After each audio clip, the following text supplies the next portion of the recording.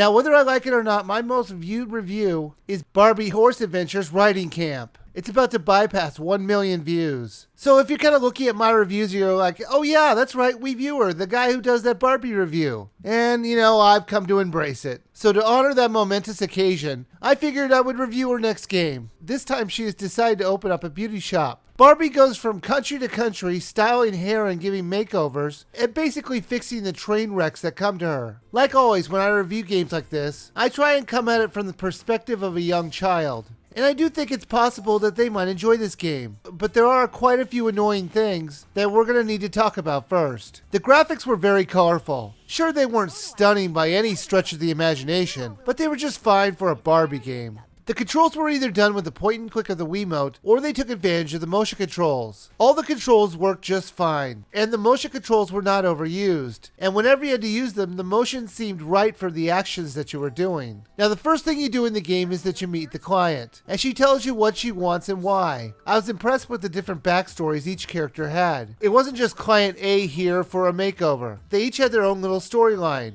I really appreciated the fact that everything was voice acted. Usually companies would try and lower their costs and make this part of the game text only, but the publisher went the extra mile and made the game fully voice acted. Most of the time you started out by giving your client a haircut. You choose if you want to give them a short, medium, or a long cut. Then you choose the style. Then it's time to start cutting. It was very simple. You just stop the bar in the zone, and then you do a few motion controls to cut the hair. But this got very monotonous fast. The haircut section wouldn't last too long, but unfortunately you were required to do this almost every time you had a mission. It wasn't very fulfilling. Even if you completely screwed up someone's hair, the game really didn't care. It just gives you a slightly lower score and moves on. That was kind of the feeling I had through almost the whole game. A sense of apathy. The game just didn't care how you did. Sure, they'd give you a score, but it just didn't matter. Like, for example, when I just wanted to mess with my clients, I would dye their hair blue or green, but they loved it. I would even go far as making them have gray hair, because I know most women love the great grandma look. But I didn't get one reprimand or complaint. The same would go for the makeup and nails that I would put on them. It just didn't matter what you did.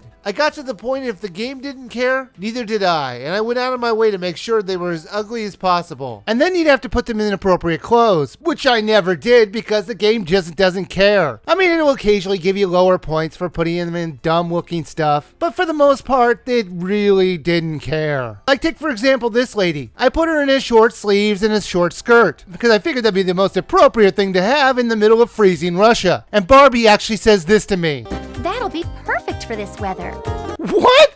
Are you insane? She's gonna freeze to death! Plus, there were also little things throughout the whole game that kind of bugged me. Like, why is it that Barbie is cutting hair on an airplane? I get it that she has no formal shop since she goes from country to country. But why is the airplane flying around while she's cutting hair? That is insane. That seems incredibly wasteful. Also, why does she have plane tickets when she obviously has a private plane? And why are her plane tickets leaving out of the same terminal and gate every time? Also, why does she meet all of her clients in the middle of the road? Why is there a walkway in the middle of the road? It is too short to be a bridge. And if it's a bridge, why is she always meeting them on it? What kind of Craigslist hairstylist meets you on an overpass to do business? And why does this building look so incredibly fake? And why does this taxi look like it's about to either smash into oncoming traffic or into the building straight in front of it? It's not turning. Look, it's going straight through. So it's either going into the building or it's going to turn into traffic. It's not turning with traffic. It's turning straight into it.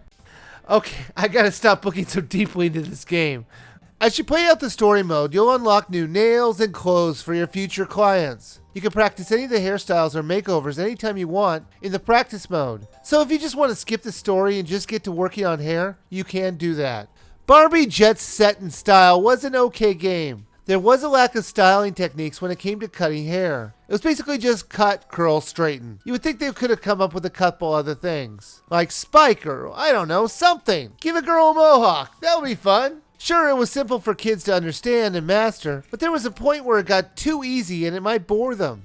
The hairstyling part of the game was very repetitive, and I wish there was some consequence for doing a bad job in this part, since it's the part that you're going to be doing the most. But I can see young girls enjoying this game for a while. But the game does come off really shallow. If you have a young girl about 3 to 7, I think this game would be perfect for them. The controls are very easy to learn, and they won't get frustrated because the game won't let them lose. So it could be a fun little rental for younger children. But for anybody else, I think you should skip it.